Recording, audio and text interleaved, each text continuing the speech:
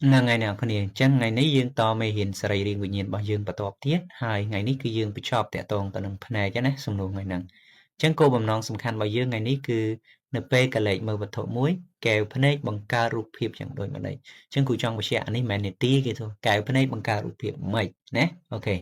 đôi mà đây đã hai thằng cầm lang sầm rọp đầm rỡ cho bên vô pi sầm rọp đầm rỡ bỏ kèo phần này anh ấy thọp trên bờ lon bạn đục nè pi pon mà phải mùi ok ta là dương từ từng ở cái này chẳng dương khơi nha nó bây giờ dương mơ rụp hiệp tiền mùi nắng dương khơi nhà rụp hiệp tiền nó cứ mình lẽ cái nào cứ bịch ra nó lờ rề tiền anh đang trắng á nè ok bà trắng có đôi khi đã rụp hiệp lờ slap chờ nắng dương khơi nhà ní cứ mình lẽ cái nào trắng tay nó bây giờ rụp hiệp nó lờ rề tiền cứ mình lẽ cái nào bịch ra bỏ slap chờ nắng anh đang trắng nè ok bạn đã xua tha tái dương khơi rụp hiệp nâng bịch ra tiền ở chấm lại cứ ở tề mình thaនៅពេលដែលរូបភាពពីច្រាស់ហ្នឹងនៅពេលដែលបញ្ជូនទៅកាន់ខួរក្បាលនឹងត្រឡប់រូបភាពមកសភាពដើមវិញដែលពីច្រាស់ហ្នឹងអញ្ចឹងបើសិនជាបកស្រាយតាមផ្នែកឧទាហរណ៍អត់មានខួរក្បាលអ្នកនរគ្នានឹងឃើញគ្នាបាស់ដៃបាស់ជើងប៉ុន្តែរូបភាពហ្នឹងគឺត្រូវបញ្ជូនទៅកាន់ខួរក្បាលបានយើងមើលឃើញមនុស្សឃើញធម្មតាមានថាខួរក្បាលត្រឡប់រូបភាពមកសភាពដើមវិញបានយើងមើលឃើញរូបភាពក្នុងសភាពធម្មតាណាអាហ្នឹងអញ្ចឹងអូខេអញ្ចឹងបានមានសំណួរយើងមួយគេសួរថាពេលកលេចមើលវត្ថុមួយកែវភ្នែកបង្កើតរូបភាពមួយអញ្ចឹងគេបញ្ជាក់ថាពេលកលេចមើលរូបភាពវត្ថុមួយគឺកែវភ្នែកបង្កើតរូបភាពនៅលើ stop retin យើងដឹងហើយគឺរូបភាពគឺឃើញនៅលើ stop retin របស់ភ្នែកហើយរូបភាពនៅលើ retin នឹងមានលក្ខណៈក្រឡាប់ចុះក្រោមអញ្ចឹងបន្ទាប់មកខួរក្បាលត្រឡប់រូបភាពមកសភាពដើមវិញមានថាបានយើងអាចមើលឃើញរូបភាពក្នុងសភាពធម្មតាអានេះអញ្ចឹងណាអូខេចឹងចូលដោយម្ដេចដែលហៅថាកម្លាំងសម្របតម្រូវចឹងកម្លាំងសម្របតម្រូវគេហៅជាបំណិនដែលធ្វើឲ្យកែវភ្នែកមានកម្រាស់ត្រឹមត្រូវកម្រាស់ត្រឹមត្រូវមានន័យថាក្រាស់ឬក៏ស្ដើងណានៅពេលដែលយើងមើល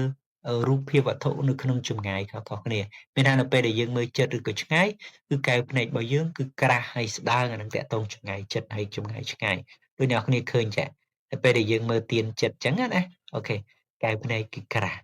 ប៉ុន្តែនៅពេលដែលមើលទៀនឆ្ងាយអញ្ចឹងគឺកែវភ្នែកយើងមានលក្ខណៈស្ដើងអញ្ចឹងតែអាហ្នឹងហើយគេឲ្យឈ្មោះថាកម្លាំងសម្របតម្រូវដែលយើងហៅថាអង់គ្លេសហៅ power of accommodation ណាកម្លាំងសម្របតម្រូវអញ្ចឹងឬក៏យើងអាចមកមើលរូបនេះអញ្ចឹងឧទាហរណ៍ថាធម្មតាកែវភ្នែកយើងគឺយើងដឹងហើយគឺភ្ជាប់ទៅនឹងអង្គស៊ីលាដោយសរសៃចំណងអញ្ចឹងជាទូទៅអា3ហ្នឹងគឺវាធ្វើការមួយគ្នាទាញកែវភ្នែកឲ្យក្រាស់ឲ្យស្ដើងនៅពេលដែលយើងមើលជិតឬក៏ឆ្ងាយគ្រូឧទាហរណ៍ដូចជារូបនេះយើងនិយាយតាមរូបនេះនៅពេលដែលយើងមើលជិតយើងឃើញថាអង្គស៊ីរិយាវានឹងកន្ត្រាក់អញ្ចឹងវាធ្វើឲ្យកែវភ្នែករបស់យើងគឺមានលក្ខណៈគឺអីក្រាស់នៅពេលដែលយើងមើលវត្ថុនៅឆ្ងាយគឺអង្គស៊ីរិយាបន្ធូរកែវភ្នែករបស់យើងមានលក្ខណៈស្ដើងអញ្ចឹងអាហ្នឹងគឺវានឹងធ្វើឲ្យកែវភ្នែកយើងក្រាស់ឬក៏ស្ដើងនៅពេលដែលយើងមើលរូបភាពជិតឬក៏ឆ្ងាយហ្នឹងគេឲ្យឈ្មោះថាជាកម្លាំងសម្របតម្រូវណាអាហ្នឹងអញ្ចឹងមួយទៀតតកតងទៅនឹងអឺនេះយើងអាចមើលឃើញអញ្ចឹងកែវភ្នែករបស់យើងអូខេយើងមើលអានេះដូចជាអង្គស៊ីលីយ៉ាអានេះសរសៃចំណងអានេះបស័យកែវភ្នែកអញ្ចឹងវាក្រាស់វាស្ដើងអញ្ចឹងនៅពេលដែលយើងមើលជិតមើលឆ្ងាយណាវាធ្វើការអញ្ចឹងមួយទៀតតកតងទៅនឹងបញ្យលពីសម្របតម្រូវរបស់ភ្នែកអញ្ចឹងមានន័យថា